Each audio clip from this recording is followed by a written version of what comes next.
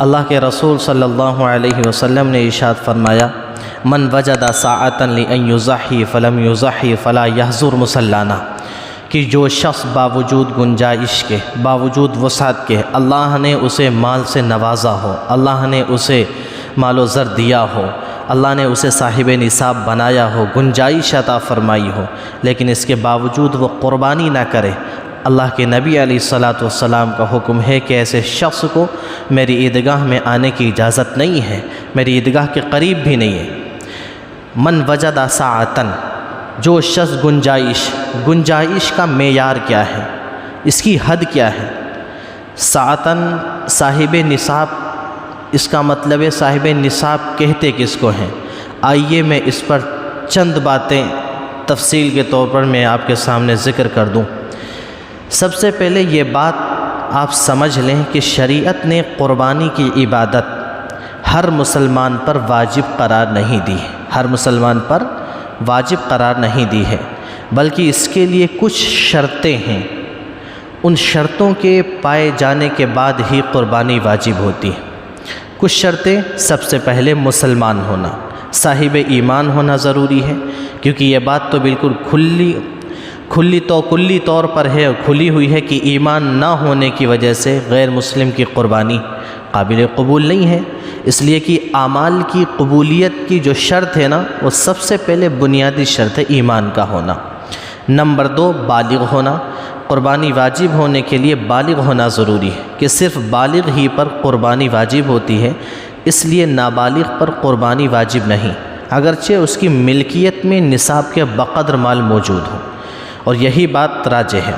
Number 3، عقل مند ہونا، عاقل ہونا، مجنوں پر قربانی واجب نہیں ہے، اگرچہ وہ کتنا ہی مالدار ہو، صاحب نصاب کیوں نہ ہو۔ قربانی واجب ہونے کے لیے چوتھی شرط ہے کہ وہ مقیم ہو، حالت سفر میں نہ ہو۔ مسافر پر قربانی واجب نہیں ہے، اگرچہ وہ صاحب نصاب ہو۔ تو شرعی اعتبار سے مسافر کہتے کہ اس کو، جب مسافر کی بات چل پڑی تو اسے بھی میں واضح کر دوں، شرعی اعتبار سے یہاں پر مسافر مراد لیا گیا، وہ شخص کہلائے گا جو اپنے مقام سے، جہاں وہ رہتا ہے، 48 میل یعنی کہ 77 سے یہ کے لیے 77.5 کلومیٹر یا اس سے زیادہ دوری کے سفر پر ہو، اور کسی جگہ 15 دن یا اس سے زیادہ مدت رہنے کی نیت نہ کی ہو، اسے مسافر مانا جائے گا۔ اگر کوئی مسافر قربانی کے 3 دنوں میں مقیم ہو گیا،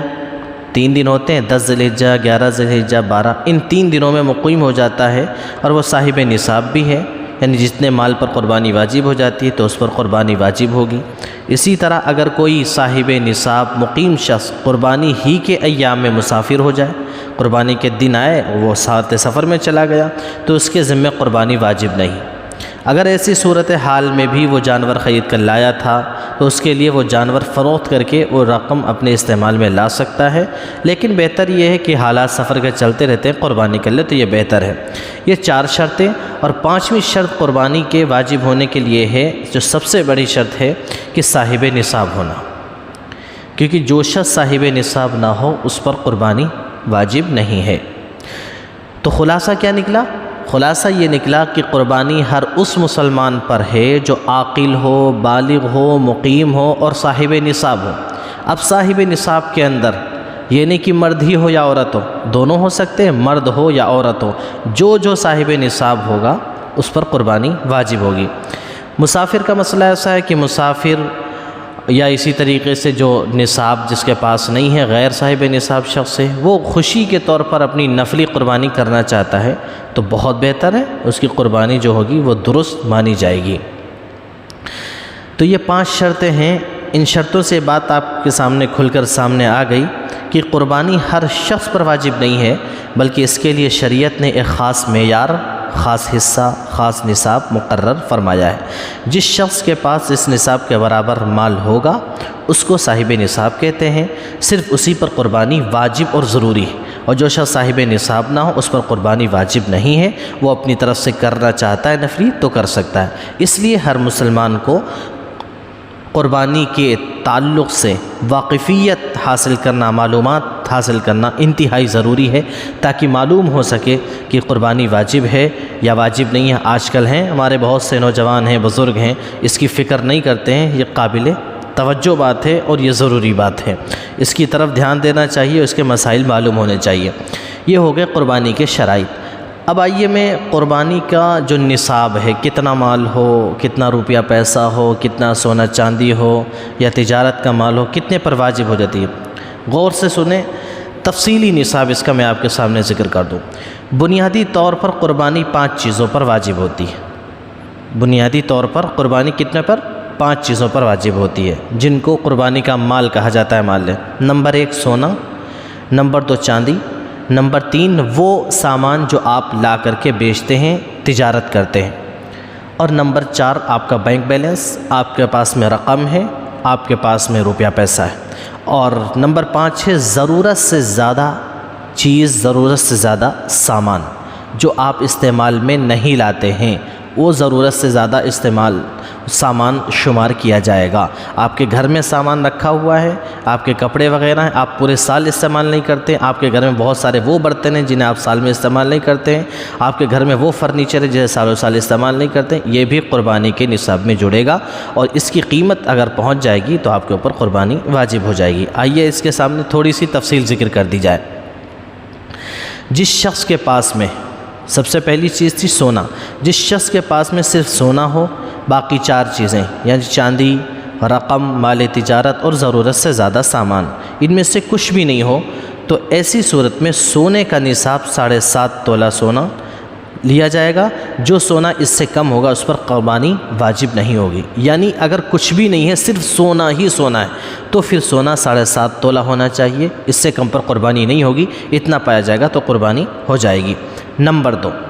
جس شخص کے پاس میں صرف چاندی ہی چاندی ہو، اور کوئی مال نہیں ہے، اور کوئی مال نہیں ہے، نہ رقم ہے، نہ سامان تجارت ہے، تو پھر نصاب ہوگا کہ آپ کے پاس میں 52.5 تولہ چاندی اگر ہے تو آپ کے اوپر قربانی واجب ہوگی، اور اگر اتنا نہیں ہے تو آپ کے اوپر قربانی واجب نہیں ہوگی۔ یہ کس صورت میں؟ جبکہ صرف چاندی ہی چاندی ہو اور کچھ نہ ہو۔ تیسری چیز کیا تھی؟ تیسری چیز تھی کہ جس شخص کے پاس میں 52.5 تولہ چاندی کی قیمت کے برابر ضرورت سے زیادہ سامان ہو، چاندی بھی نہیں ہے، سونا بھی نہیں ہے، لیکن سامان جو ہے وہ ضرورت سے زیادہ اتنا پڑا ہے گھر کے اندر کہ اگر ہم وہ جوڑیں گے کہ وہ ضرورت سے زیادہ سامان کتنا بیٹھ جائے گا، اگر اس کی قیمت لگائیں گے تو اس سے ہم 52.5 تولہ چاندی کی مالیت کے بقدر وہ پہنچ جائے گا۔ یعنی جتنے میں 52.5 تولہ ہم چاندی خرید سکتے ہیں، اتنا اگر ضرورت سے زیادہ سامان ہو جاتا ہے تب بھی قربانی واجب ہو جائے گی، اس سے کم ہوگا تو قربانی واجب نہیں ہوگی۔ چوتھی چیز کیا تھی؟ جس شخص کے پاس 7.5 تولہ سونے سے کم سونا ہو، لیکن ساتھ ساتھ اس کے پاس کچھ چاندی، کچھ سامان تجارت یا کچھ رقم بھی ہو، تو اس صورت میں اگر ان کی مجموعی قیمت، ساری قیمت ملا کر کے کیا کہتے ہیں 52.5 تولہ چاندی کی قیمت کے بقدر پہنچ جاتی ہے تو ان پر جو ہے قربانی واجب ہے، ورنہ قربانی واجب نہیں ہوگی۔ ایک چیز اور، کسی شخص کے پاس یہ 5 چیزیں سونا، چاندی، سامان تجارت، رقم اور ضرورت سے زیادہ سامان ہیں، یا ان میں سے بعض ہیں لیکن ان میں سے کوئی چیز بھی اپنی نصاب تک نہیں پہنچتی ہیں، تو اس صورت میں قربانی واجب ہوگی۔ لیکن کبھی ایسا ہوتا ہے کہ سونا تھوڑا سا ہے، چاندی تھوڑی سی ہے، سامان تجارت تھوڑا سا ہے، اور سب جو ایسا ہے کہ اگر اپنی اپنی قیمت لگائیں گے تو پوری نہیں پہنچے گی، لیکن ہاں 5 کی قیمت اگر ملا کر کے ہم اندازہ لگائیں گے تو اس سے ہم 52.5 تولہ چاندی کی قیمت تک پہنچ جائیں گے، تو پھر ایسی شخص میں قربانی واجب ہو جائے گی۔ یعنی تھوڑا سونا ہے، تھوڑی سی چاندی ہے، تھوڑا سا ضرورت سے زیادہ سامان ہے، رقم ہے، اور کچھ جو ہے مال تجارت ہے، اب سب کو جوڑ کر کے اگر آپ کے پاس میں 52.5 تولہ چاندی کی قیمت کے بقدر پہنچ جاتی ہے تو آپ پر قربانی واجب ہو جائے گی۔ اسی طریقے سے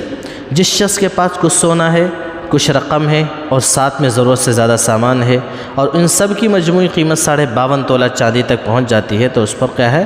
قربانی واجب ہو جائے گی۔ تو یہ آپ کو امید ہے کہ سمجھ میں آ گیا ہوگا۔ اب یہ ہے کہ قربانی واجب ہونے کے لیے کس وقت صاحب نصاب ہونا ضروری ہے، یہ بھی ایک اہم مسئلہ ہے کہ کب اتنا پیسہ ہو تو ہم پر قربانی واجب ہوگی، کب ہو نہ ہو تو نہیں واجب ہوگی۔ زکوٰۃ میں تو ایسا ہے کہ پورا سال مال پر گزرے تب واجب ہو جاتی ہے۔ البتہ قربانی میں سوال اٹھتا ہے کہ کب صاحب نصاب مانا جائے گا اور کب قربانی واجب ہو۔ تو یہ بھی ذہن میں رکھیں، قربانی واجب ہونے کے لیے ضروری ہے کہ وہ شخص قربانی کے 3 دنوں میں یعنی 10، 11 اور 12 ذی الحجہ ان میں صاحب نصاب ہو۔ یہی وجہ ہے کہ اگر کوئی شخص قربانی کے ان 3 دنوں سے پہلے تو صاحب نصاب تھا، اس کے پاس روپیہ تھا، مال تھا، پیسہ تھا، لیکن ان 3 دنوں کے بعد میں صاحب نصاب ختم ہو گیا، اب پہلے تھا نصاب، اب ان دنوں میں صاحب نصاب نہیں رہا ہے، تو ایسے شخص پر قربانی واجب نہیں ہے۔ یہ بھی دھیان میں رہے کہ اگر کوئی شخص قربانی کے 3 دنوں میں پہلے صاحب نصاب نہیں تھا، لیکن ان 3 دنوں میں 12ویں ذی الحجہ کے سورج غروب ہونے سے پہلے کسی بھی وقت، ان 3 دنوں میں کسی بھی وقت صاحب نصاب بن جائے تو اس پر قربانی واجب ہوگی۔ ایسی صورت میں اگر قربانی کے دنوں میں جانور ذبح کرنے کا موقع مل گیا ہے تو قربانی کے دن مل گیا ہے تو قربانی کا جانور ذبح کر دیا جائے گا۔ اگر موقع نہیں ملا ہے کہ آخر وقت میں صاحب نصاب بنائے، اب ظاہر سی بات ہے موقع نہیں مل پائے گا کہ آخری دن اگر وہ صاحب نصاب بنائے، تو ایسے شخص کے لیے اب حکم یہ ہوگا کہ قربانی کا دن گزر جانے کے بعد میں درمیانی درجے کا ایک بکرا یا دمبے کی قیمت جو ہے اتنی صدقہ کرنا ضروری ہے۔ اگر جانور خریدنے کے باوجود بھی قربانی کے دنوں میں قربانی نہ کر سکا، ایسا ہوا کہ قربانی کا جانور خرید لایا لیکن دن پورا ہو گیا، قربانی کا جانور ذبح نہیں کر سکا، تو اب اسی جانور کو صدقہ کرنا ضروری ہے۔ تو یہ وسعت پر میں نے بات آپ کے سامنے ذکر کی کہ جو شخص صاحب حیثیت ہو، صاحب نصاب ہو، گنجائش والا ہو، اس پر قربانی واجب ہوتی۔ تو ان تینوں چیزیں میں نے، قربانی کی شرطیں کیا ہیں، قربانی کا نصاب کیا ہے، کتنے مال پر قربانی واجب ہوگی، اور تیسری چیز جو میں نے ذکر کری کہ قربانی کے نصاب کو مراد کب لیا جائے گا